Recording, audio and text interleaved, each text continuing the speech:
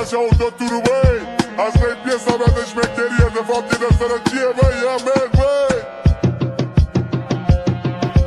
Nu poți să iei chile să te îngrași și dacă n-ai bani. Ai cum să-i super pe șmechera și dacă n-ai bani. Ai nici ce să le lași la urmași dacă n-ai bani. Păi dacă n-ai bani, păi dacă n-ai bani. Nu trebuie să-i împrumuți pe frați dacă n-ai bani. Nici nu mai trebuie numărați dacă n-ai bani. Nici nu trebuie justificații dacă n-ai bani. Păi dacă n-ai bani, păi dacă n-ai bani. Ia merg, băi, cuicule, băi. Am adus sărăcia de la Târgoviște direct aici pe București, băi, Mâncavaș, băi.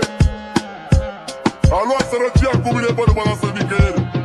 Hai afară la o apă, deocamdată nu am bani. Dar mai stai și tu puțin că-i fac și te duc la Bulgar. După somn să mă agmor, dar nu am băut nimic. Bag niște somn în fume lângă supă de pui la plic. Hai afară nu contează, îți intră banii lunar. Dar nu știu ce faci cu ei, zici pe gaură în buzunar. Prinde-le în portofel, cred că mi-au veterinar. Ce să vezi banii la mine, piesa asta e doar de fan.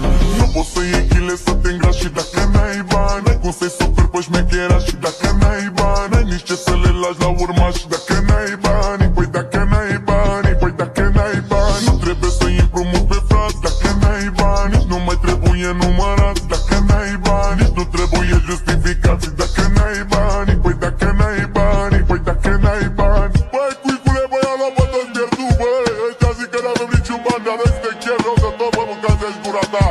Băi, mânca-vă-ți tata, băi. Tata, nu eu.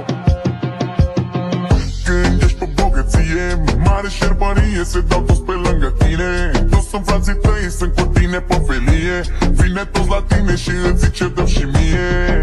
Le zic că n-am de unde da, n-am niciun leu, vă pup papa. Și nimeni n-are ce să-ți ia dacă n-ai bani. Păi dacă n-ai bani.